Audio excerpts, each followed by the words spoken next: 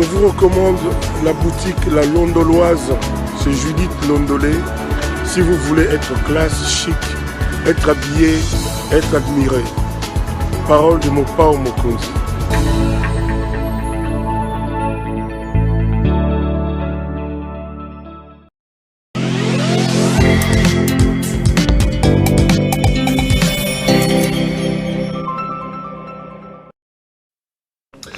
Mesdames, Messieurs, bonjour et bienvenue à ce nouveau numéro de l'émission Contre nous soit dit, ce magazine d'analyse d'actualité politique, sociale, économique et même juridique qu'on a lancé ici chez nous à CPL Télévision. Vous avez certainement l'habitude de les suivre.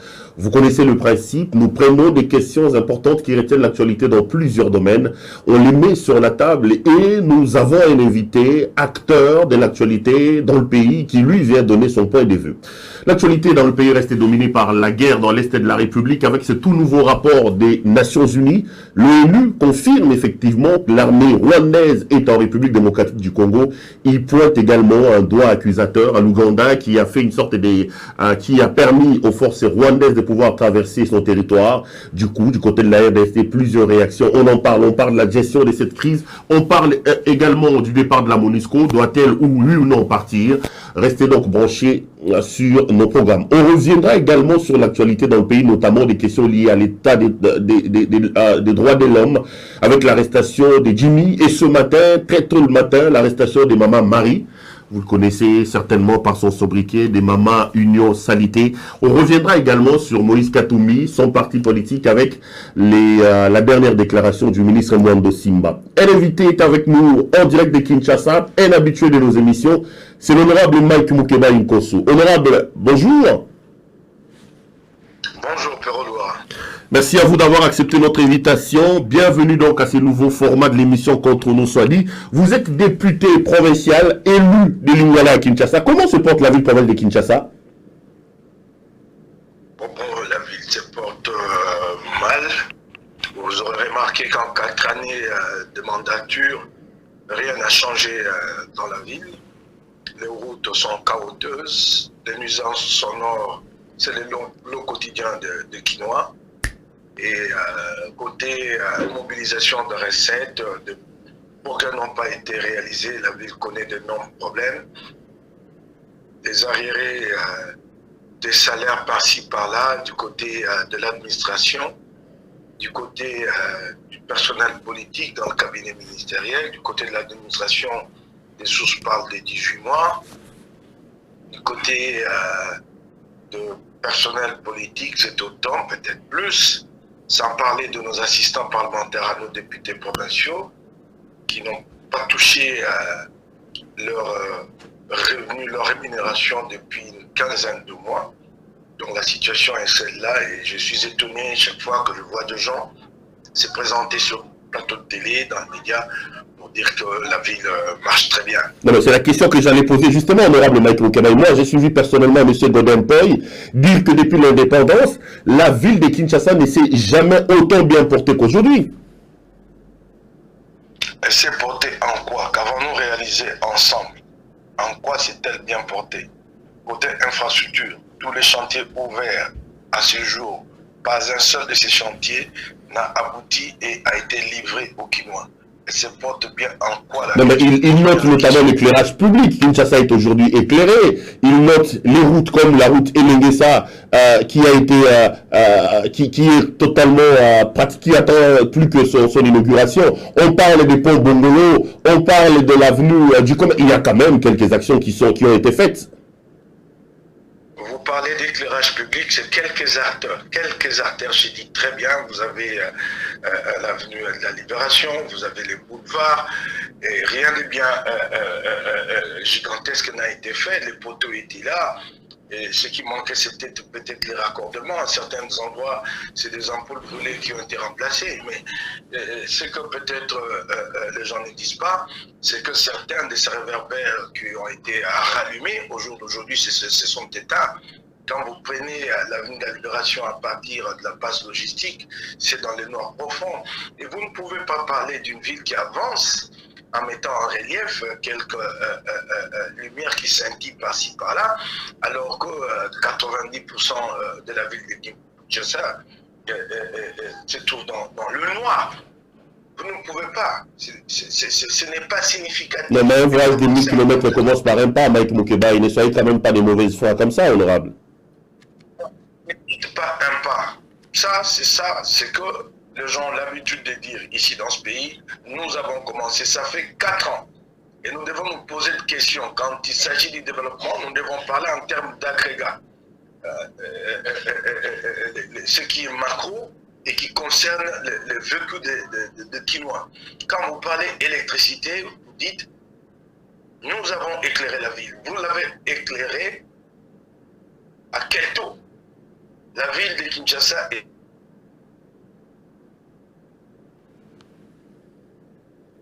est dans le noir. Vous arrivez, vous éclairez. Dites-nous, vous éclairez à quel taux? À 5%, à 10%, et qu'est-ce qui reste à faire? Vous parlez de la route Elengesa. Je veux bien.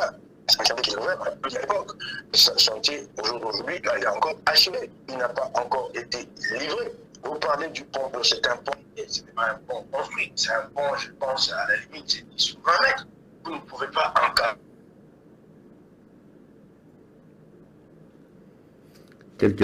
Mettre tel ouvrage en avant que nous avons fait des choses. C'est plus que ça. Qu'avons-nous fait? Donc,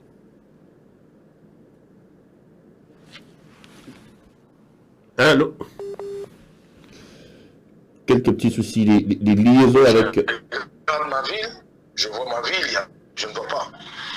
Et ce qui a le plus manqué, c'est que des synergies n'ont pas été développées entre le pouvoir central et les provinces, et notre province. Parce que nous devons combiner des efforts à ces deux niveaux pour qu'enfin le pays avance. J'ai l'impression que dans la compréhension de Félix Tshisekedi, le développement c'est lui, c'est au niveau du pouvoir central, et c'est là qu'on va faire avancer le Congo. C'est dommage qu'on ait ça. On reviendra sur la question. Allons sur les aspects beaucoup plus généraux, Mike Moukeba. L'actualité ce matin, c'est le rapport des Nations Unies, mais comme vous habitez Kinshasa, c'est aussi, entre autres, les arrestations. Ce matin, Maman Marie a été, on parle d'un enlèvement aux alentours de 4 heures, mais il est clair qu'il se trouve dans les locaux de la police, a été arrêté. Jimmy Kenge a été envoyé hier au parquet général. Je vous ai vu crier que Jimmy est dans les locaux de la mer. Finalement, il est devant, il sera bientôt devant son juge naturel. Vous êtes satisfait de la manière dont les choses se déroulent là, sur le plan des droits de l'homme dans le pays? Donc, je commence d'abord par la question de la crise sécuritaire à l'Est entre mon pays et le Rwanda et l'Ouganda.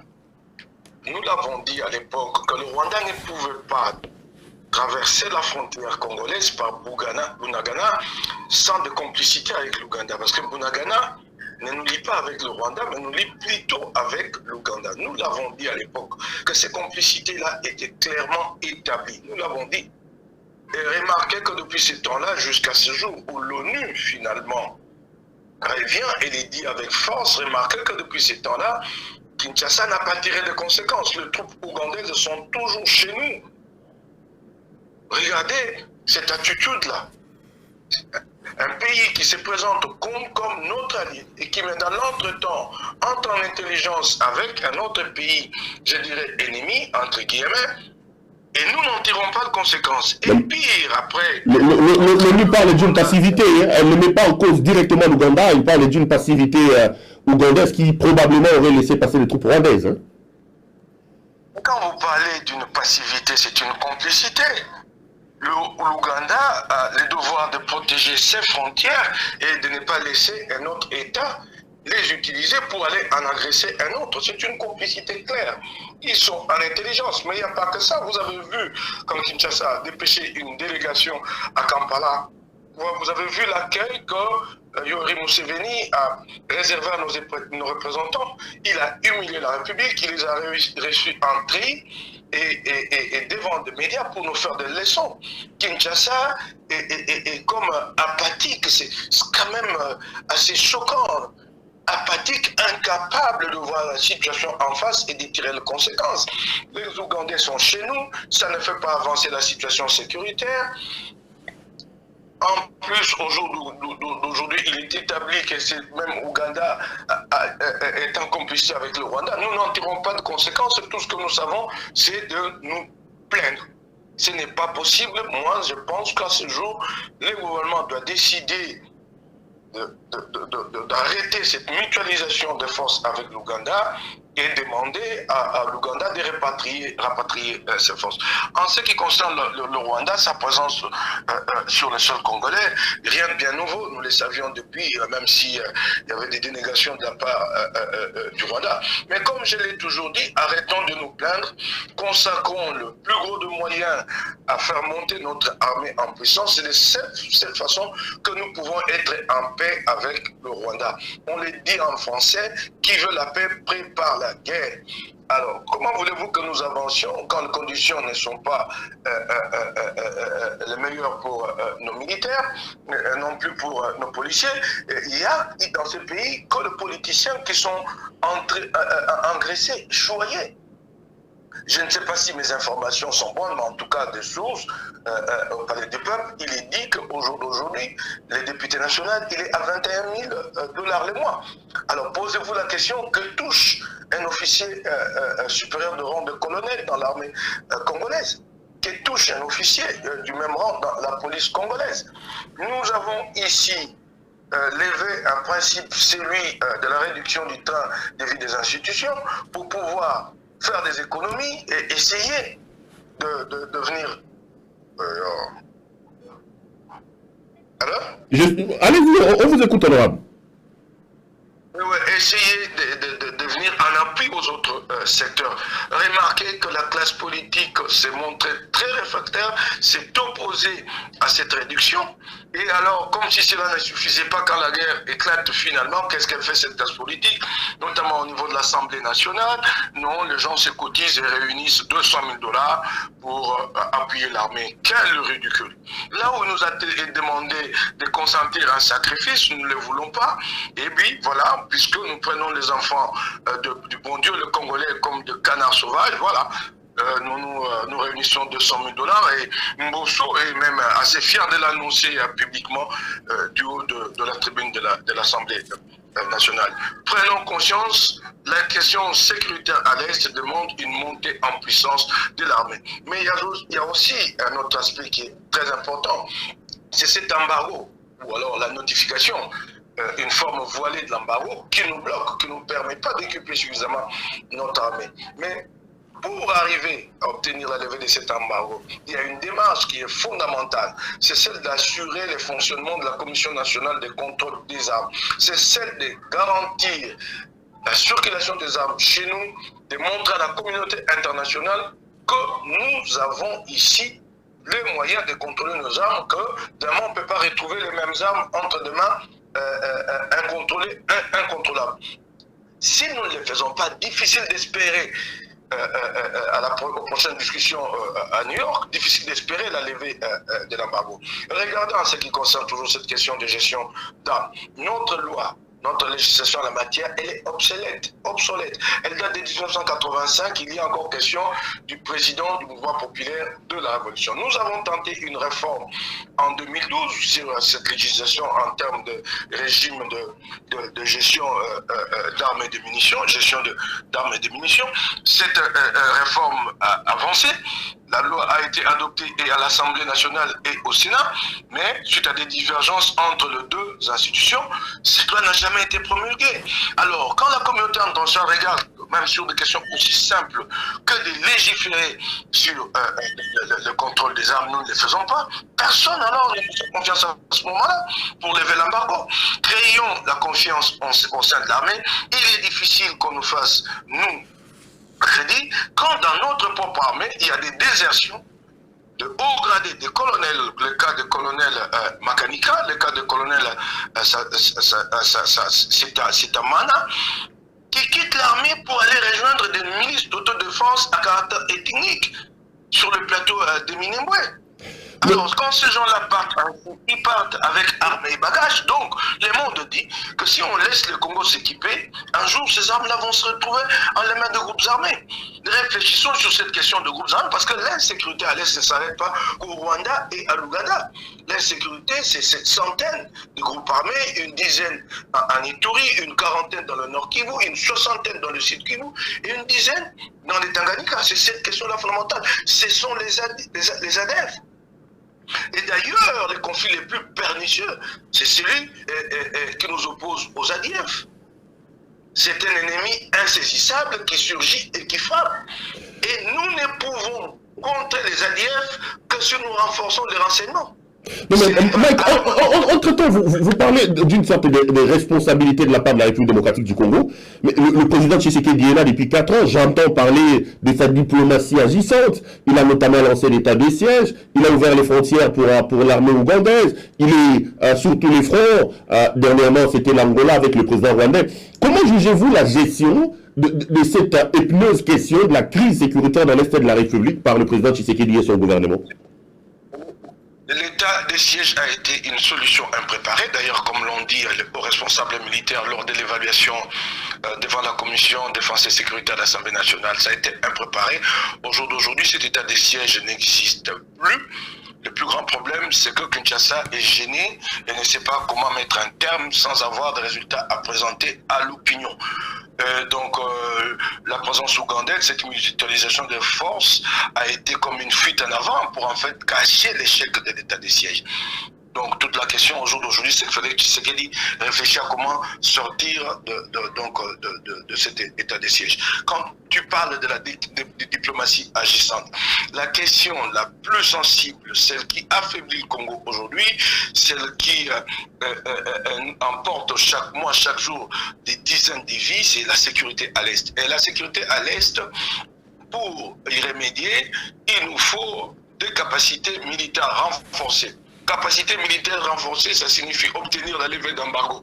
S'il y avait une diplomatie agissante au jour d'aujourd'hui, 4 ans après, nous devions déjà être au-delà de cette question de notification. Donc, nous n'avons pas pu remarquer que la dernière fois, il y a même quelques-uns de pays du Conseil de sécurité, le Brésil, la Chine et les autres qui ont voté en notre faveur. Mais quelle diplomatie avons-nous menée envers les pays qui n'ont pas voté pour nous? Leur présenter les progrès que nous réalisons sur le terrain en termes de contrôle des armes et convaincre pour qu'au mois de juillet prochain, nous obtenions la levée de cette zone. Ça veut dire quoi en clair? Que pour vous, en 4 ans, le régime Tshisekedi n'a rien fait pour résorber cette question-là? Non, nous n'avons rien fait, sauf de confession de foi, nous n'avons rien fait. Nous n'avons rien fait. La délégation qui a fait le déplacement de New York, elle était composée de 15 membres et au finish, il n'y en a eu que 2 qui ont fait le déplacement et avec leurs propres moyens. C'est très très grave ça. Ils se sont retrouvés face à une délégation rwandaise constituée de 30 membres. Et il fallait donc aller très vite, comme dans une sorte de think tank, réfléchir pour trouver la réplique dans le débat. Nous, on n'avait pas cette capacité-là. Sur place à New York, chaque État organise, ce sont des pratiques diplomatiques connues là-bas, ce qu'ils appellent les side events. Donc, au-delà de ce qui est officiel, vous organisez des conférences en parallèle, vous invitez les pays qui ont un mot, qui peuvent décider, vous les invitez et vous persuadez ces pays-là. Nos représentants, à commencer par notre propre représentant à New York, n'a pas le moyen d'organiser les petits side events sur place à New York. C'est 10 000, c'est 20 000 $. C'est pas terrible pour organiser ces events-là. Nous ne les organisons même pas. Donc, il n'y a rien qui est fait de concret pour que nous arrivions à obtenir la levée d'embargo. Nous ne parlerons de diplomatie agissante que si une réponse est trouvée et que notre armée enfin peut s'équiper pour être renforcée en capacité opérationnelle. Honorable Mike Mukele, l'insécurité dans l'Est de la République ces derniers jours, c'est également la question du départ ou non de la MONUSCO avec les manifestations et les morts. On parle de plus de 20 morts après les manifestations contre la MONUSCO. Est-ce que vous pensez qu'aujourd'hui, il est important que la MONUSCO parte ou vous êtes de ceux qui estiment que la mission des Nations Unies en RDC a encore un rôle à jouer dans le pays? Je commence par dire ceci. Nous devons comprendre comment le monde fonctionne. Les missions onusiennes de maintien de paix ou d'interposition partout au monde ne sont pas des missions philosophiquement d'engagement actif sur le terrain. Retenez une chose, que les troupes qui constituent le casque bleu des Nations Unies ne sont pas des troupes onusiennes, ce sont des contingents des États membres. Donc, nous ne pouvons pas penser que les Uruguayens ou les Ukrainiens qui sont dans le casque bleu présent au Congo vont mourir pour nous.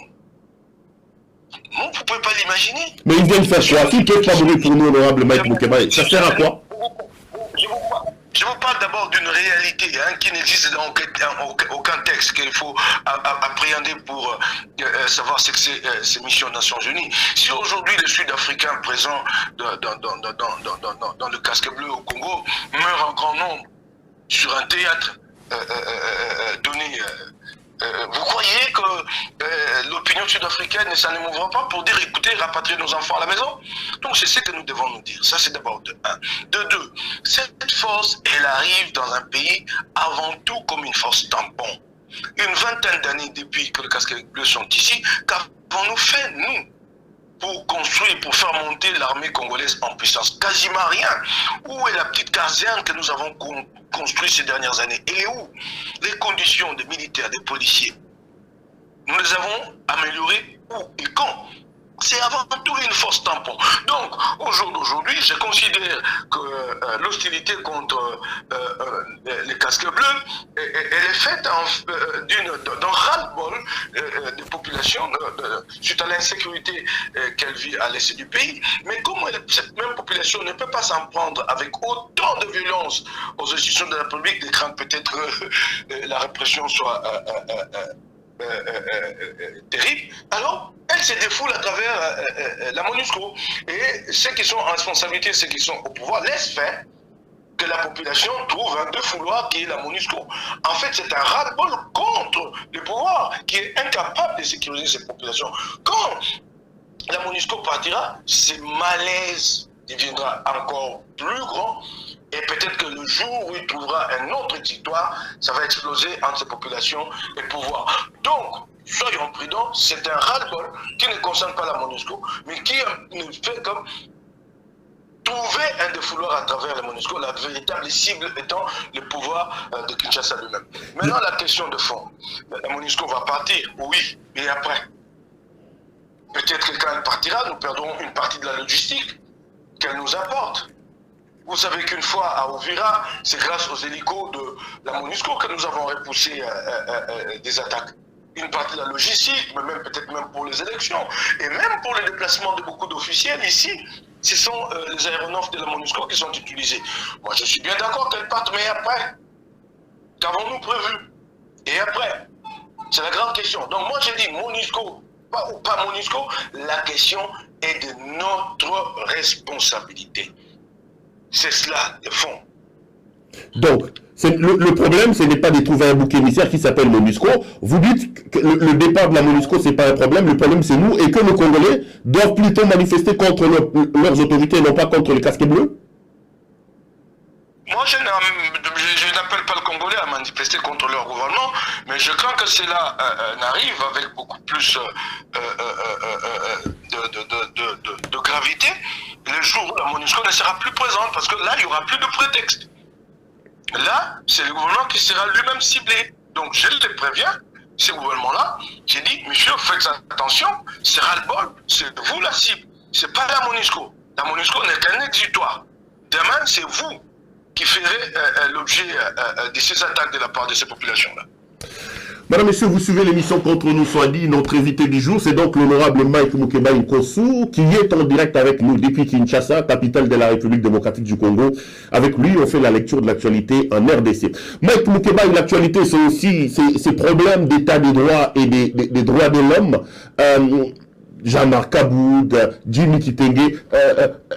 Avant d'entrer en profondeur sur la question de Jean-Marc Aboud, qui devient pratiquement votre ami, et tout le monde se pose la question si vous êtes kaboudiste aujourd'hui, on a arrêté Mme Marie aujourd'hui à 4 h du matin à Kingasani, Mike Moukeba. Vous avez reçu l'information. Votre réaction à chaud?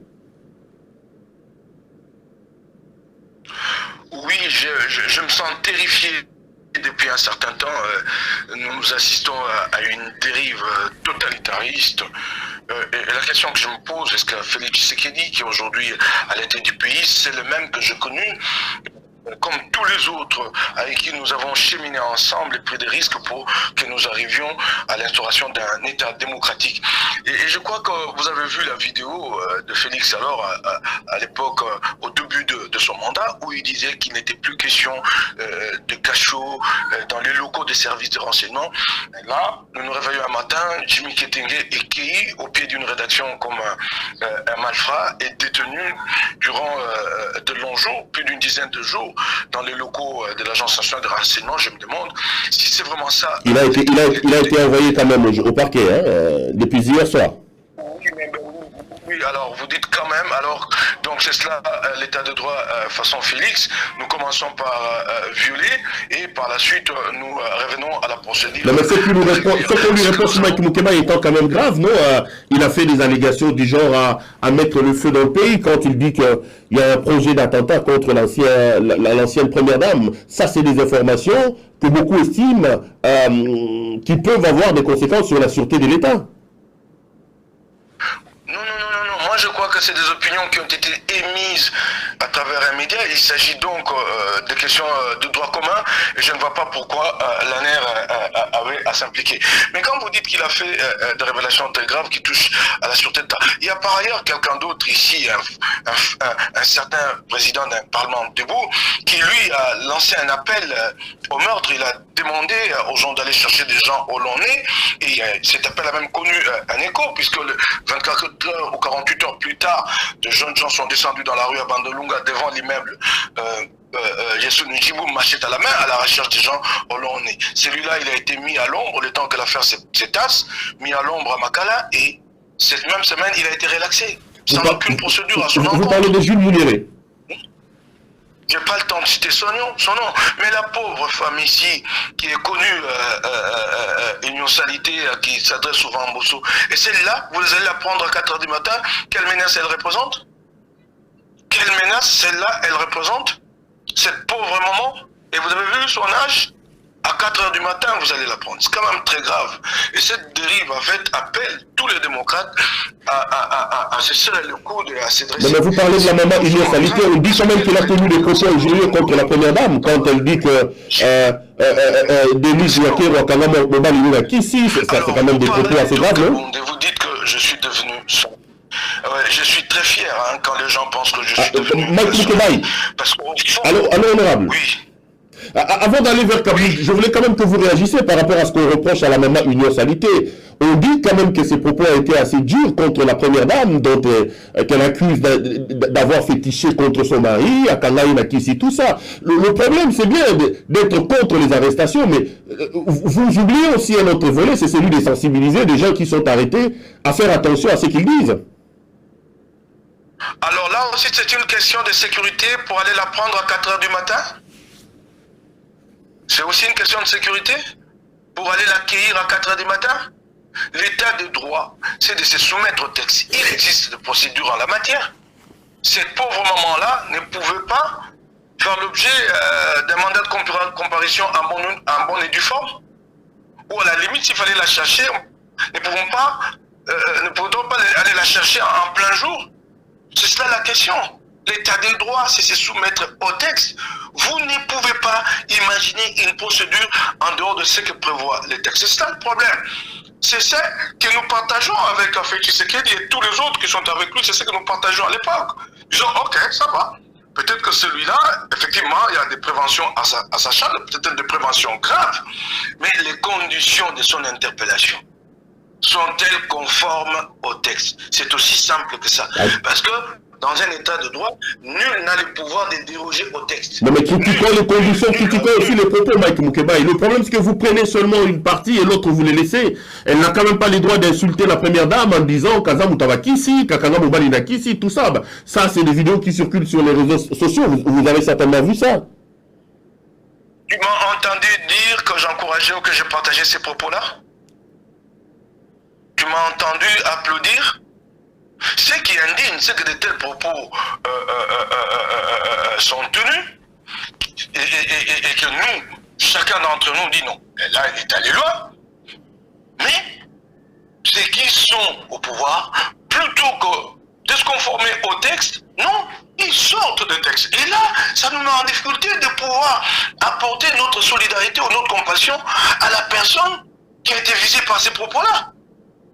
Parce que là, maintenant, nous mesurons, nous regardons entre l'état des droits dans l'ensemble et un individu qui est visé par des propos, nous faisons le choix de l'état des droits. C'est ça le problème. Aidez-nous à nous montrer notre compassion, notre solidarité quand de tels propos sont proférés. Il faut qu'on nous aide. Et restons tous d'accord sur le principe, ça sera beaucoup plus aisé. Et ça va même faire reculer les gens qui ont tendance à aller à l'excès, parce que ça va créer dans notre côté un courant important de ce qui...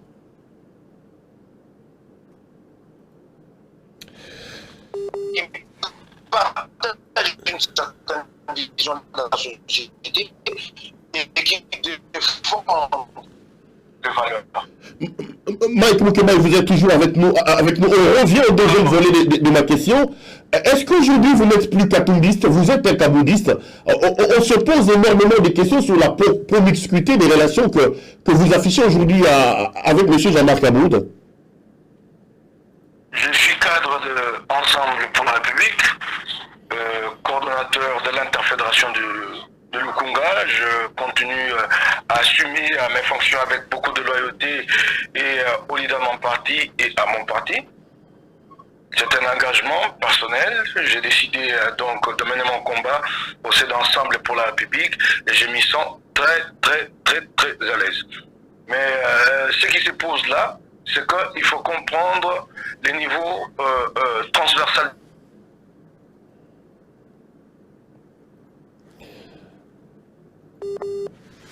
Mike Moukébaye. Ce combat n'est pas acclivé nous, comme par le passé, il y a eu un primo ici, et avant la Mouka avait bien eu le rassemblement avec Tenchi Sekedi lui-même. Jean-Marc Kabound a posé un acte fondateur. Lequel? Il a rompu avec les mains. Je crois que c'est un acte qui dessine un tournant et que cela demande l'appui de tous les démocrates, ceux qui croient qu'il faut changer les choses et que nous sommes face à une dérive. C'est quoi cet acte fondateur? Des propos injuriés et des insultes qu'il a tenus lors de sa conférence de presse? C'est ce que vous appelez, vous, acte fondateur? C'est ça qui explique mon appui. Dois-je évoquer l'apport que j'ai apporté un jour à Jekoko Moulumba pendant qu'il était détenu? J'étais tout le temps avec lui en communication au téléphone, je prenais position pour lui. Dois-je encore rappeler un appui de même nature que j'ai apporté à David Moukébaye? Il était détenu à la NER, et coïncidence, je prenais la défense d'un homme d'affaires gabonais appelé Agano qui était son co-détenu, et il y avait possibilité d'entrer en communication téléphonique avec Agano, et par la même occasion je parlais avec David Moukébaye et je prenais position pour lui. Il s'agit d'un combat autour de valeurs. Le combat que Jean-Marc a enclenché n'est pas son combat à lui, ni à son parti politique. C'est un combat pour le Congo. C'est ce que j'essaie de faire comprendre aux démocrates. C'est ça mon engagement. De quel combat vous parlez, Mike Moukébaye? De quel combat vous parlez? Parce qu'il ressort quand même aujourd'hui que c'est vrai que ça a été une conférence de presse pompeuse, mais où on a vu certaines insultes, des injures. Quand vous dites que c'est un acte fondateur, ce sont ces insultes et ces injures-là que vous considérez, vous, comme un acte fondateur?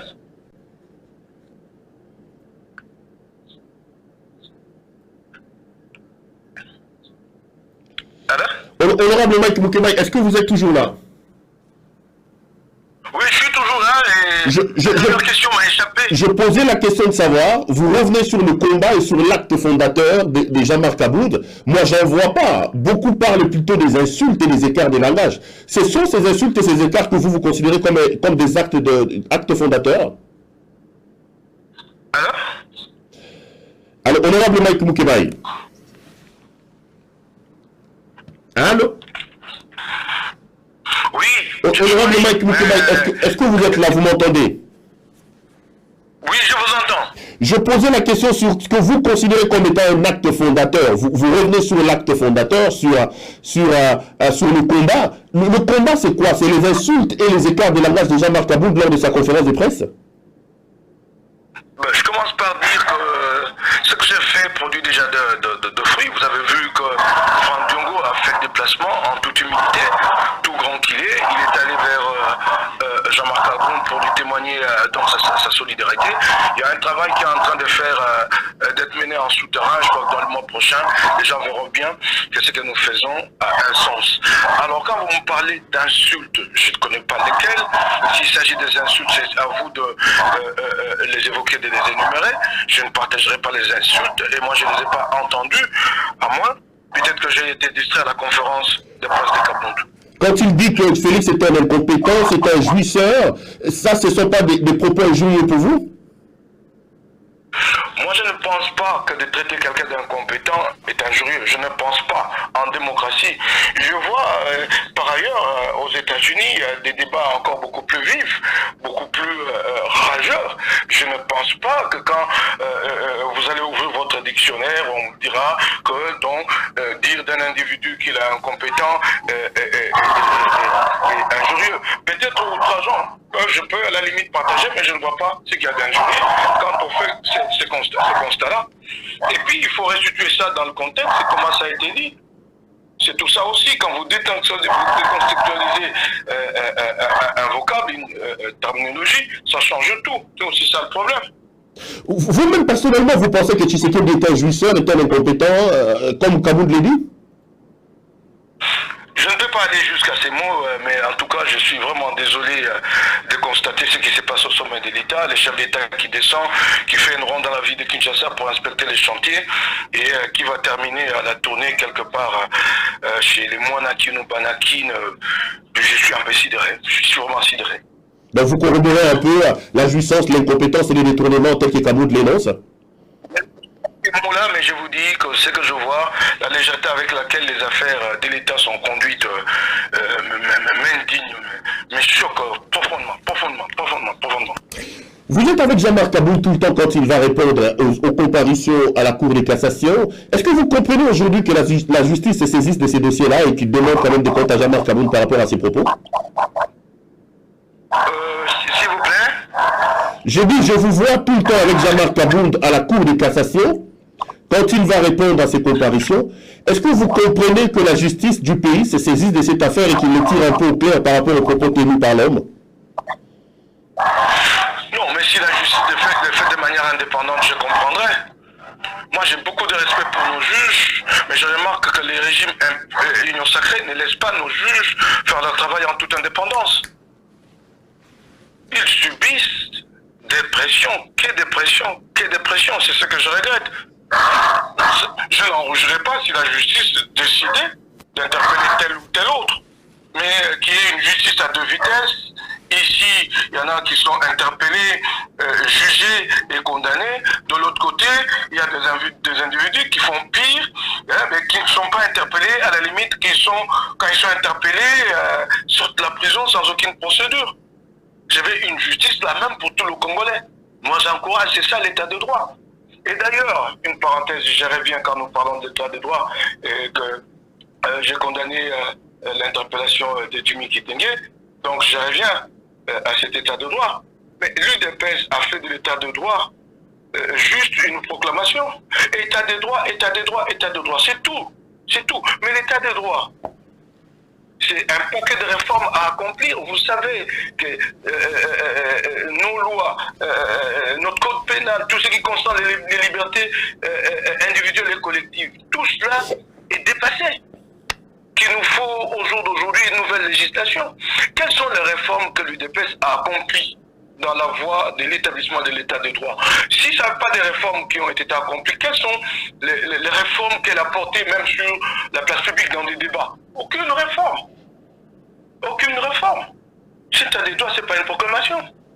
C'est de mettre en place un système qui assure la promotion de l'état de droit. Je vous prends l'exemple de l'infraction de diffamation ou imputation dommageable qui est codifiée depuis le temps de Mobutu. comme quoi que vous avez tenu des propos à l'encontre de quelqu'un, ce qui est dit est vrai ou faux, mais si celui-là estime qu'il est lésé, il vous poursuit et vous êtes condamné. Ça s'est vraiment dépassé par rapport à un État démocratique. Avez-vous vu une réflexion du côté de l'UDP, de l'Union Sacrée, sur une réforme amenée dans ce sens-là, apportée dans ce sens-là? Avez-vous vu? Non. L'état des droits, ici, c'est de se contenter d'une proclamation, de dire que nous faisons plus. Et puis, ce qui est très regrettable, c'est qu'au lieu de voir les aspirations des Congolais en termes d'état des droits, d'essayer de les matérialiser, non, ils se mettent à se comparer à Kabila. Donc, c'est Kabila les talons pour eux. Alors que les talons doivent être cette aspiration à plus de liberté, vers l'avant, pas à regarder derrière nous. Nous avons un avenir à construire. Donc, c'est un peu ça. Mike, pour boucler un peu le dossier Kabound, permettez-moi de poser la question. En préparant cette émission, j'ai quand même regardé certaines de vos anciennes vidéos. C'est quand même un homme que vous avez présenté comme n'ayant aucun cerveau, qu'il était vide, qu'il était con. Tu disais de lui à Lingala que à Pagolaga Tchoko, rien qu'à le voir, n'a Tchoko, n'a Mekako à Pagolaga, est-ce que vous n'êtes pas un versatile, monsieur Mike Mukebai? Est-ce que Kabound a-t-il que Pagolaga Tchoko, pas comme un mouton, photo en sérieux, non? Bon, ok, j'ai bien aimé que que vous interrogez à haute voix si je ne suis pas versatile. Hier, j'ai été très critique envers Kabound. Il y a aussi cette passe où il est monté à cheval en Bola Lodge. J'ai aussi critiqué cette passe-là. Je ne comprenais pas pourquoi il pouvait prêter le flanc à cette moquerie des kabylistes. J'ai été très très dur envers lui. J'ai longtemps pensé qu'il ne pouvait pas porter ce combat et je l'ai dit tout. Vous avez dit qu'il n'était pas digne de confiance. Hein. Rien qu'à regarder sa peau à Tchaka Pagola Mekako, ça vous dégoûtait, donc on ne peut pas croire à cet homme. Il n'a rien dans sa tête. J'ai les vidéos avec moi, Mike Mukebai. Oui, j'ai eu déjà à m'expliquer dans un média ici hier sur cette question. Ce sont mes propos. Quand on me le renvoie à la figure, moi je les assume. Alors ce même Kabound-là, un matin il se réveille face à cette déliquescence généralisée du pays. Parce que vous savez, le plus grand fléau qui tue ce pays, c'est la corruption, c'est le détournement des deniers publics qui amène tous les autres États. Et il se dresse contre ces fléaux-là. Donc, me dit Mukebai, je te contredis par rapport à ce que toi tu as dit hier de moi. Ne dois-je pas lui apporter mon soutien à ce moment-là? Dois-je rester fixiste, figé sur ce que j'ai dit par le passé? Je n'ai rien négocié avec toi. Donc vous avez fait une erreur en les présentant comme un homme qui n'avait rien dans la tête alors. C'est vous qui étiez fautif. Hein. Vous avez dit qu'Achaka Tchok, est-ce qu'Achaka Tchok Mike Mukebai? Oui, ok. Mais j'ai vu... Et le but précédent Achaka Tchok, même ça il se soit à Zonimundou comme ça, Tom Dimayo. Oui, ça c'est un aspect cosmétique qui est dit dans une discussion quand les gens se fâchent. C'est vous qui l'avez dit, l'honorable Mike Mukebai, c'est vous. Laissez-moi terminer ma réponse. Le fondamental, c'est ce qu'il y a un homme. C'est vrai que quand nous nous fâchons en politique, des fois on va à certaines piques, ainsi de suite. Mais c'est pas ça ce qui fait le fond. Mais le fondamental, c'est que vous avez dit qu'il n'avait rien dans la tête, Mike Mukebai. Vous avez dit ça dans une vidéo que Kabound n'avait rien dans sa tête et qu'il était indigne. Oui. Mais les mêmes m'apportent la preuve du contraire. Dans un combat fondamental pour l'avenir du Congo. Vous ne voulez pas que j'aie un minimum d'objectivité pour dire, tiens, celui-là a rebondi et a pris la direction que moi, j'avais déjà emprunté avant. Vous ne voulez pas, vous voulez que je reste là, à cet endroit-là. Non, j'ai dit non. Commencez par présenter des excuses à ce que vous avez eu en erreur. Dites-nous, Congolais, excusez-moi, j'avais dit que Kabound Tchaka Tchoko, Azam était, mais si vous voulez par rapport à ce que j'avais dit hier, c'est aussi ça l'élégance, Mike Mukebai, parce que vous ne pouvez pas présenter quelqu'un comme n'ayant aucun cerveau. Vous avez dit, rien qu'à le voir à Tchaka Tchoko, à Tchaka Mekako, il est indigne, il ne peut pas assumer de grandes fonctions. Vous-même, vous revenez, vous changez, vous ne vous excusez pas. C'est aussi pas manquer d'élégance, monsieur Mukebai. Attendez, chaque fois que je commence une réponse, laissez-moi... Allez, je vous laisse terminer. Alors, avant que je réponde à cette question précise que vous venez de me poser, alors maintenant la question que je me pose, que je pose à mes détracteurs, quel est l'idéal démocratique que j'ai trahi? Où est-ce que j'ai touché à l'intérêt du Congolais, des Congolais? Quel est l'idéal démocratique? Ce rapprochement est fondé sur des valeurs claires, négociées au grand jour, proclamées. Quel est l'idéal démocratique? Alors, vous me demandez de présenter des excuses. Mais oui, je suis très à l'aise. Parce qu'en fait, le répondissement des Kabound est en soi ce qui conforte ma position et donne à Kabound un nouveau visage. Donc là-dedans, vous trouvez tout, même les excuses que vous cherchez, elles sont là-dedans. Elles sont là-dedans, dans ces rebondissements formidables. Elles sont là-dedans. Bon, je comprends que les excuses ne sortiront pas de votre bouche. Bouclez la boucle avec l'affaire Kabound. Vous, je vous dis de vous qu'on dit que vous êtes versatile. Vous avez travaillé en sourdine pour que Kabound rencontre également Diongo. Qu'est-ce que vous attendez de ces rencontres entre des néo-opposants? Peter Kazadi dit de Franck Diongo que c'est un homme, un malade mental. J'ai lu son tweet avant de monter sur ce plateau. Il a dit que Franck Diongo était un malade mental et que le problème de Diongo, c'est que c'est un chômeur qui a des problèmes d'argent et qui attendait un poste, ne l'ayant pas reçu de Félix Tshisekedi. Il décide alors de commencer à tirer sur lui. Alors, ce que j'aime bien, c'est que les gens m'accusent de versatilité, mais en n'apportent jamais les faits. Je mène un combat depuis une quinzaine, une vingtaine d'années. Je crois que je suis l'un des rares politiques qui est resté loyal envers ses idéaux. Mes idéaux sont les mêmes. Ce sont ces idéaux qui font que je suis avec Katumbi aujourd'hui. Ce sont ces idéaux qui ont expliqué mon activisme accru dans le rang de la Mouka, tout autant que lors de ma réponse, c'était pas ma réponse à moi seul, mon parti, mon chef, la réponse à l'appel de Félix Tshisekedi. Qu'on me dise à quelle étape, à quel moment je marchais sur ces idéaux. Une seule fois, comme les 10. Les valeurs que sont le respect des droits de l'homme, la bonne loi, les mêmes pour lesquelles je me suis battu. Vous savez, nous sommes dans un pays où pratiquement il n'y a pas d'idéologie. Nous connaissons une certaine carence d'idéologie ici. Et pour faire la politique, pour ceux qui sont assez corrects et qui veulent avoir une ligne de conduite, c'est sur base des valeurs que nous menons notre conduite. Alors ces valeurs-là, comme disent à quel moment je les ai trahis et avec qui?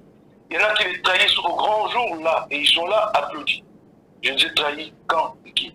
Vous dites que j'ai travaillé en sourdine. Si vous avez l'information que j'ai travaillé en sourdine, je n'en rougis pas, mais je ne crois pas avoir travaillé en sourdine. Donc, ça doit être clair. J'ai fait un rapprochement avec Kabound. J'ai toujours été très proche de Franck Diongo. Les gens ont l'habitude de dire que j'ai toujours des relations en dents de scie avec les autres, mais savez-vous que je suis très proche de Franck Diongo depuis plus d'une quinzaine d'années et qu'il n'y a jamais eu vraiment de quoi qu'entre nous. Depuis plus d'une quinzaine d'années. Peut-être parce qu'il n'est pas encore en responsabilité, à un niveau très élevé, que les gens en font peut-être très peu de cas. Mais je suis avec lui depuis un certain temps. J'ai été vraiment très heureux de voir qu'il avait fait le déplacement. Je vous ai parlé ici de son humilité. Il a fait le déplacement pour le bien des Congolais, pour le bien général. Ça, c'est à appuyer. C'est un homme de valeur, c'est Franck que j'ai connu. Il y en a très peu qui ont un engagement comme celui de Franck Diongo. Je ne veux pas, moi, ici, parler de Peter Kazadi, dont je ne connais pas l'engagement. J'ai vu Franck Diongo se battre depuis des années. J'ai vu l'abnégation qu'il y a dans cet homme, c'est don de soi, c'est d'oubli de soi pour le Congo. Vous savez ce qu'il a vécu sous les... C'est pas le chômage qui l'amène un peu à tourner les Kazakhs contre Félix Tshisekedi. C'est un homme qu'on dit être roulé après la prison. Quand des acteurs posent des problèmes sérieux, sur des questions précises, Franck Diongo s'interroge, la taxe RAM, Kabound aussi s'interroge. Peter Kazadi ne rencontre pas cette question-là. Il va sur des considérations de bas étage, attaque, c'est un chômeur, ainsi de suite, à la recherche de l'emploi. Ouais, ça, ce sont des choses d'ordre privé. Ah non, il m'appelait à l'époque pour me dire, est-ce que tu peux pas me faciliter une audience avec le chef? C'est vos trucs à vous privés, rien à voir avec nous, c'est des choses que les gens font en politique. Les gens passent par d'autres pour rencontrer tel ou tel. Nous, on n'en a rien à voir. Nous, on veut qu'on nous rencontre sur des questions qui concernent le Congo. Des questions qui sont posées. Ram, c'était hier. Mais savez-vous qu'au jour d'aujourd'hui, il y a une autre taxe quasi de même nature qui est en train d'être imposée aux opérateurs de télécom? Donc, sur chaque service produit livré par les opérateurs de télécom, la PTC prélèvera 1 centime. Rien que pour Vodacom, Congo. Rien que pour Vodacom, ça fera entre 5 et 6 millions de dollars le mois, tu t'imagines. Ça, ce sont des chiffres que j'obtiens, que j'ai obtenus de l'intérieur de Vodacom. 5 et 6 millions de dollars. Et, au jour d'aujourd'hui, les opérateurs résistent, ils ne veulent pas payer, et ils subissent des pressions. Demain, quand ils vont payer ces taxes-là, et alors, ils vont la répercuter sur le prix de revient. Donc nous allons acheter plus cher nos mégas, plus cher nos unités au jour d'aujourd'hui, au bénéfice d'un groupe d'individus ou aussi des individus. Et on ne nous dit rien sur cette taxe. On a contourné encore, parce que RAM, ça nous frappait nous, ça a amené à une caméra publique, maintenant on va frapper les opérateurs. À poser la question à Peter Kazali, il vous brandira les textes qu'il vous dit, des textes liés à la rémunération de l'ARPTC. C'est quoi cette rémunération de l'ARPTC? Pour quel travail? 5 millions, rien que pour vos accords. Quand vous mettez les 3-4 opérateurs, vous êtes à plus de 10 millions le mois, donc vous serez à plus de 100 millions de dollars. Et pas de traçabilité comme ça a été le cas avec RAM. Et que Franck Diongo pose ses problèmes, on les traite de malades mentales. Et celui qui les traite malades mentales, lui, il est tranquille, personne ne l'inquiète. Ça viendrait de Moukeba et que en ce moment-ci, je ne serai plus en train de vous parler. Voilà, lui peut traiter un autre de malade mental. Vous voyez un peu combien les mots sont forts? Malade mental. Vous vous rendez compte? Et il est tranquille. Je comprends, les gens versent dans ces genres d'attaques quand en fait ils n'ont pas d'argument. Je comprends cette faiblesse-là. Et donc moi, je regarde ailleurs, je regarde vers le bien-être du Congo. Est-ce que dans votre conception de la lutte contre le régime de Tshisekedi, est-ce que voyez-vous une sorte de regroupement Kabila, Katumbi, Diongo, Kaboug, Matata Pogno? Est-ce que ça vous dérangerait ou vous pensez que, parce que Kaboug lui-même il dit qu'il ne suffit pas seulement de se rassembler pour se rassembler. Est-ce qu'un rassemblement de Kabila, de Katumbi, de Kaboug, de Matata, de Diongo passerait bien selon vous, ou on risque de créer une sorte de cocktail un peu nocif pour la République? J'y travaille activement, ça je peux vous l'assurer, j'y travaille, c'est là même le sens de ma démarche vers le président Jean-Marc Aboun. J'y travaille activement. En excluant personne. Oui, nous y travaillons activement et aujourd'hui, en tout cas Franck Diongo le dit publiquement, lui aussi il travaille activement. Mais alors là où Jean-Marc Aboun a totalement raison quand il dit il ne suffit pas de se rassembler pour se rassembler. Nous avons commis des erreurs par le passé, quand je dis nous, pas forcément moi, mais nous avons vu les autres se mettre en coalition sans aucun fondement en termes politiques, idéologiques ou à la limite en termes programmatiques. Vous avez d'abord eu une alliance ici, l'alliance Palou-PPRD, 2006, qu'un seul souci, partager le pouvoir. De même, alliance FCC Cash, un seul souci, partager le pouvoir, tout comme les derniers nés ici, Union Sacrée. Nous ne devons pas tomber dans ces ornières. Alors, il nous faudra au départ avoir une idée commune de la République que nous devons porter une fois aux affaires. Préparer la conquête d'une majorité. Parce que l'erreur que nous faisons tous ici, c'est de nous fixer sur la présidentielle. Et vous avez vu les difficultés que Félix Tshisekedi a connues tout en étant président. Il n'a pas pu gouverner parce qu'il n'avait pas de majorité. Commençons par préparer une majorité autour d'un programme, autour de valeurs. Nous nous mettons d'accord et ensuite nous allons à cette coalition. Plutôt que de nous retrouver et dire, toi tu prends tel poste, toi tu prends un tel poste, un tel autre poste. Après sa conférence de presse, j'ai vu Kabound en privé, pendant de longues heures, nous avons échangé, je lui ai dit que je partageais fondamentalement cette approche-là, et surtout qu'il y avait ces erreurs du passé qui devaient nous guider à bien orienter l'avenir. Donc, nous y allons, mais il faut y aller méthodiquement. Méthodiquement, même avec Kabila, votre ancienne bête noire. Hein. Aujourd'hui, vous les sanctifiez, vous dites même que... J'ai suivi Franck Diongo dire que Kabila était mieux que Tshisekedi. Mike Moukeba, c'est quand même grave ça, non? Je dirais pas autant, mais la situation du moment nous amène à ces coalitions. J'avais dit, parce que les gens ne prêtent pas beaucoup attention à certaines choses que j'ai dit, que nous disons, il y a plusieurs mois j'avais dit l'attitude de Félix Tshisekedi va conduire le Congo, va conduire la classe politique à des alliances inattendues.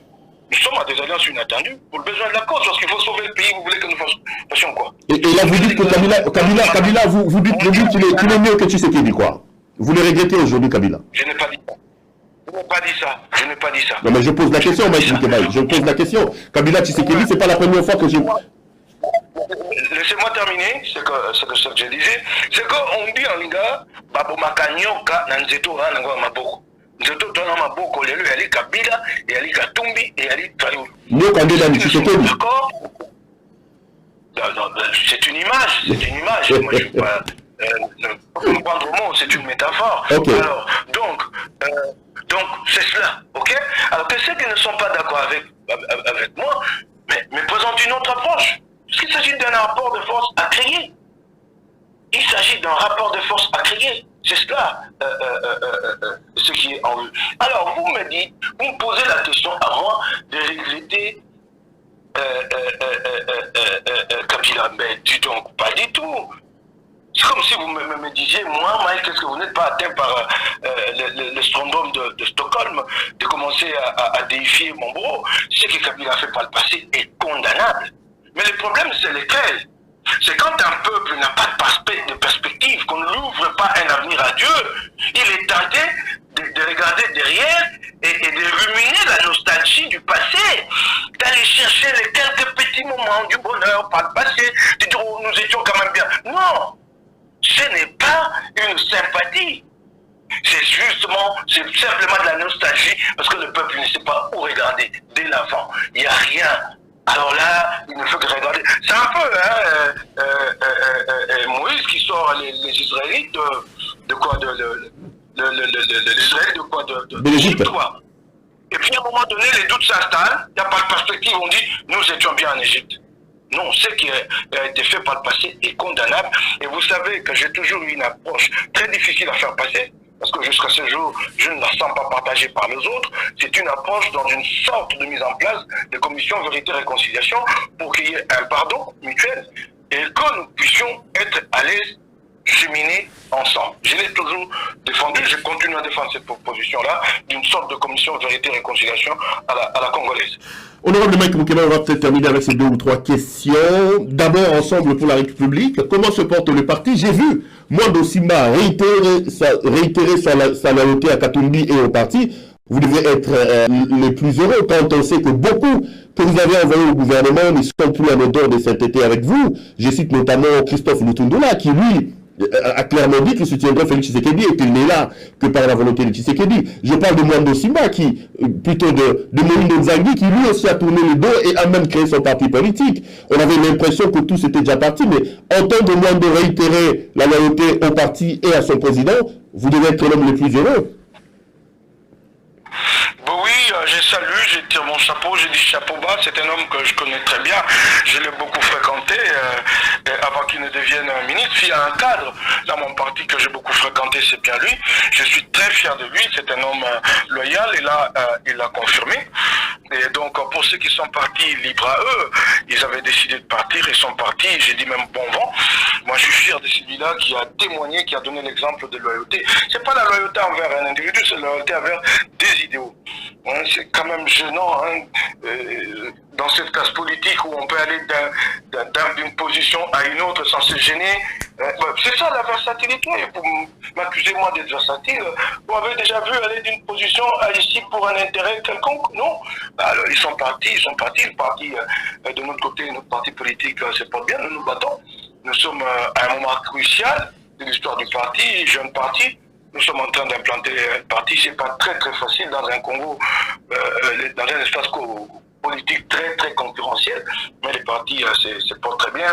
Kinshasa, nous avançons. Chez moi, dans la juridiction de Lukonga, nous avançons. Donc, les partis se portent mais parlons du parti et de son président. La plupart des Congolais sont quand même étonnés du silence de Moïse Katumbi. Aucune condamnation contre le Rwanda. Est-il en alliance secrète avec le Rwanda comme Félix, par exemple? Son silence et le silence de votre parti quant à condamner clairement l'agression rwandaise contre le Congo étonne plus d'un quand même, Mike Moukeba. Non, ne dites pas d'un silence. Katumbi n'a rien dit jusque-là. Moïse Katumbi n'a rien dit jusque-là. Aucun tweet, aucun message, aucune déclaration. S'il vous plaît, il y a quelques semaines, les partis avaient pris position sur cette question. Et d'ailleurs, ce qui est formidable, c'est que les partis avaient même fait des propositions. Donc nous avons ouvert une perspective pour une cohabitation apaisée avec nos voisins de l'Est. S'il n'a pas parlé au jour d'aujourd'hui, qui vous dit pas qu'il parlera demain? Parce que c'est lui qui apprécie le moment, les circonstances dans lesquelles il parle. Ah ben ça dure quand même, non? Ça dure, non? Ça dure, on l'accuse un peu de tout, hein? Mais dans l'entretemps, vous ne savez pas ce qu'il fait activement sur le plan diplomatique. Vous croyez que ces postes auxquels il a accédé comme vice-président de l'international libéral, vous croyez que ces postes, il y a accédé juste pour sa fierté, pour que le monde voie que Katumbi est là? Ça lui a ouvert beaucoup de portes. Au jour d'aujourd'hui, il travaille à la résolution de cette question de manière très très active. Mais étant donné qu'il n'est pas un officiel, moi je n'ai pas le droit de vous dire ici qu'est-ce qu'il fait. Et sinon, on parlera d'immixtion, ainsi de suite. Et déjà, quand j'évoque cette question, va nous attirer des attaques demain. Mais je l'ai déjà évoqué et j'assume. Donc il y a un travail qui est fait, un travail diplomatique assez efficace qui portera le fruit le moment venu. De toutes les façons, avec l'accession de Katumbi, à peine 2 ans d'existence du parti, donc l'accession à la tête à la vice-présidence de l'Internationale libérale, il a fait comprendre aux Congolais, monsieur, demain, moi je vais inscrire le Congo à l'agenda international et donc régler la question à l'est de la cohabitation avec le Rwanda et l'Ouganda. C'est le message clair. On va finir Mike Mukeba Nkosso. Vous êtes député provincial. Vous avez assisté récemment avec le président de la République à ces colloques sur les 145 territoires qu'on vante comme étant un bon programme. Est-ce que vous pensez que c'est encore faisable de réaliser ce programme des 145 territoires et quel est le bilan en gros que vous faites des 4 ans de Félix Tshisekedi au pouvoir? On finira par là. Vous me posez la question de savoir s'il est encore faisable, mais les artisans de ce programme 145 territoires eux-mêmes n'en parlent plus. Ça a été annoncé avec grande pompe, tapage, on disait que c'était les projets qui allaient décider du bilan. Nous sommes au mois d'août. Rien n'a commencé. Au mois d'août, nous étions, il y a quelques mois, au Palais du Peuple. Les députés provinciaux de l'Assemblée de la République ont été invités au Palais du Peuple dans un colloque prétendument pour l'imprégnation au programme de 57 États. Des fonds publics ont été dépensés en termes de millions de dollars pour l'hébergement, pour la collation, ainsi de suite, pour rien à la fin. Pour rien, pour Bernic à la fin. Et lors de ces colloques, on nous dira, ce projet démarrera au mois de juillet. C'est le programme de 145 territoires. Nous sommes au mois d'août, il n'a jamais commencé. Le coût de ce programme est estimé à 1 650 660 millions de dollars par là. 1 milliard pour l'année 2022, ça c'est ce que disent des sources officielles. 1 million de dollars pour 1 milliard pour 2022, 650 660 millions de dollars pour 2023. Mais le problème, c'est quoi? C'est l'origine des fonds. Une certitude pèse autour de différents bailleurs.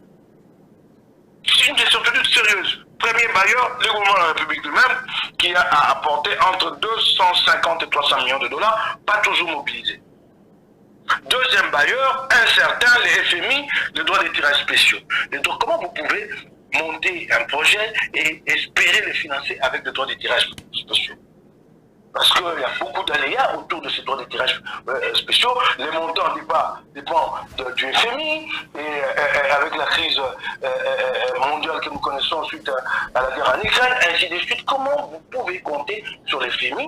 Et encore que quand les FMI libèrent ces fonds, vous n'avez pas que les projets 145 territoires.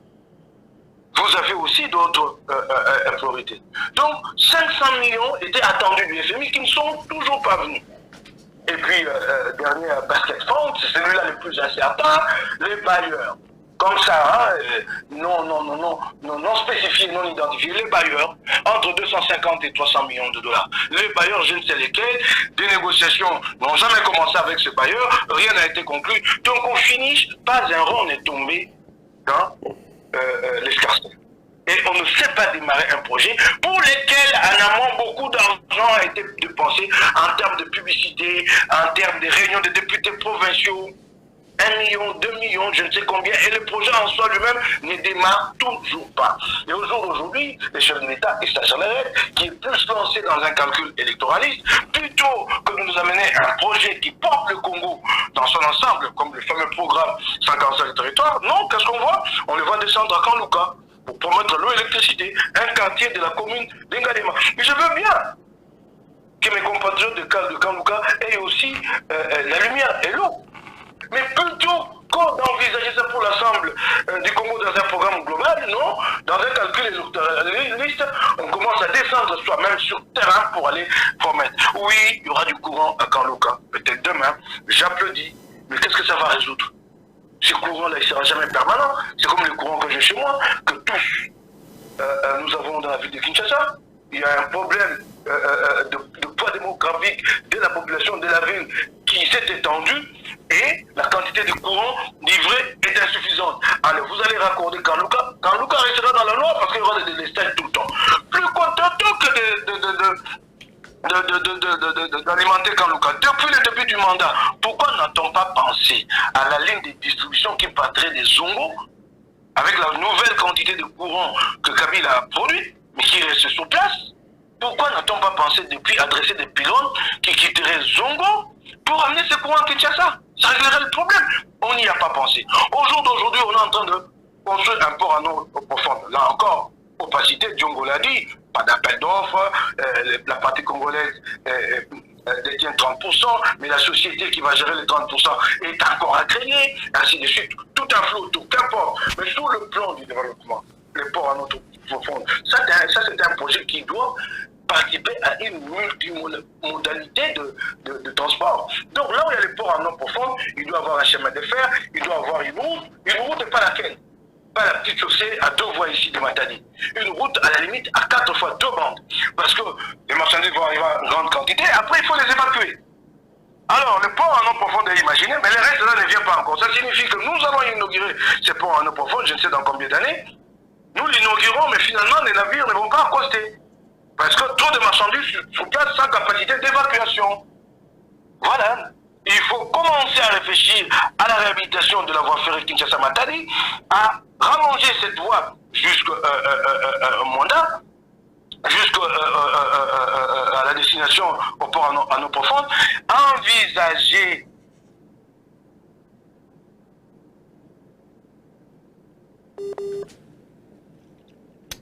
à la limite un nouveau traçage de 4 bandes x 2, sinon élargi pour réflexion et développement. Mais c'est pas fait. C'est dommage, ce régime a lamentablement échoué aujourd'hui. Sur le temps de descendre à Kinshasa. Là, c'est pour donner le change. Pour donner le change, peut faire trompe à l'œil au Congolais. Il n'y a rien qui a été fait concret en termes d'agrégat. Ce n'est pas des choses isolées.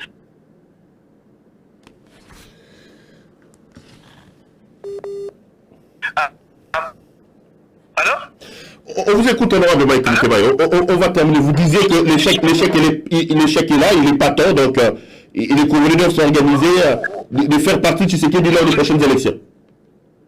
Nous applaudissons la gratuité, encore que ce n'est pas une création, une disposition constitutionnelle. Au moins, Tshisekedi a eu le courage de la mettre en pratique. Mais les effets pervers que la gratuité a produit, de certains traités, surpopulation dans la classe, une classe avec 80, donc plus d'élèves en classe, mais davantage d'abrutis pour le Congo de demain. Qu'est-ce que nous avons résolu? Ok? Alors, maintenant là, ils viennent avec des chiffres, ils disent qu'ils ont construit des écoles, nous étions à 41 000 écoles, nous sommes passés à 64. Quand vous grattez, vous vérifiez, non, aucune école n'a été construite. En fait, c'est des écoles pas viables privées qui ont été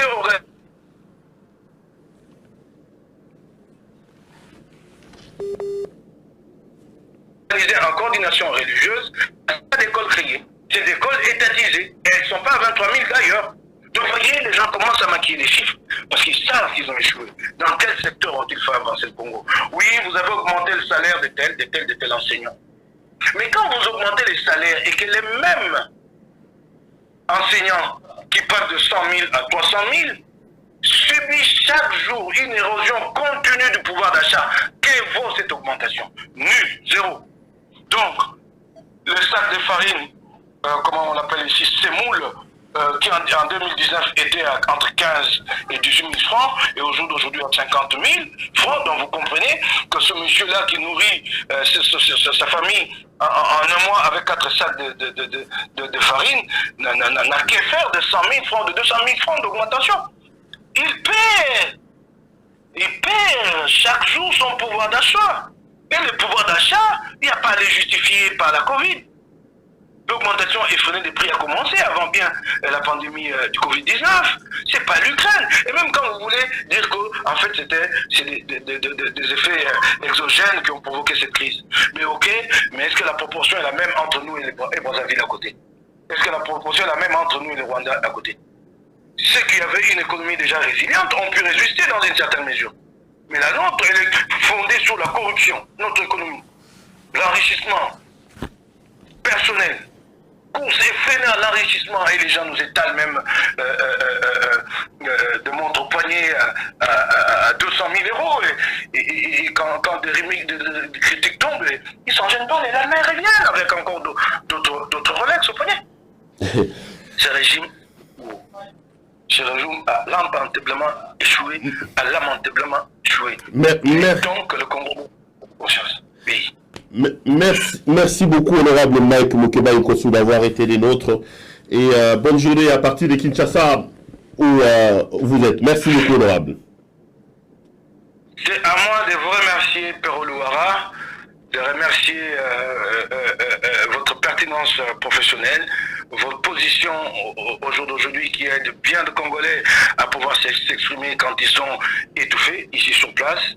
C'est un risque majeur que vous avez pris pour l'avenir. La nation reconnaîtra les siens un jour. Je crois que vous serez parmi eux. Je remercie autant CEPEL TV. Bon vent à vous et à CEPEL TV. Merci beaucoup, honorable Mike Mukebai. Ne souffrez pas, de temps en temps, on va commencer à vous appeler pour des émissions. Ne vous lassez pas de nous. Madame, Monsieur, l'émission est terminée. Je rappelle ce soir que notre invité, c'était donc Mike Mukebai, député provincial élu dans la circonscription de Lingwala à Kinshasa. Avec lui, on est donc largement revenu sur des questions d'actualité politique dans le pays. Merci à vous de nous avoir suivis. Restez branchés sur nos programmes. Retrouvons-nous dans les heures ou dans les jours qui arrivent pour d'autres émissions de cette nature ici. Bonsoir chez vous.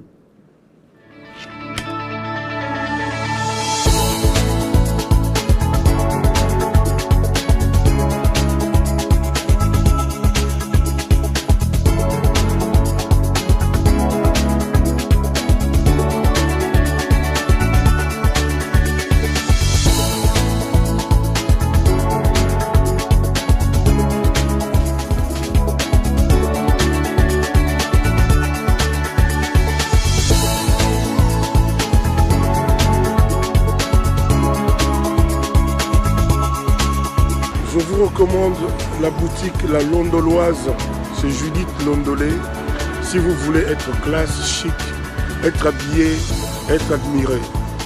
Parole de Mopao Mokonzi.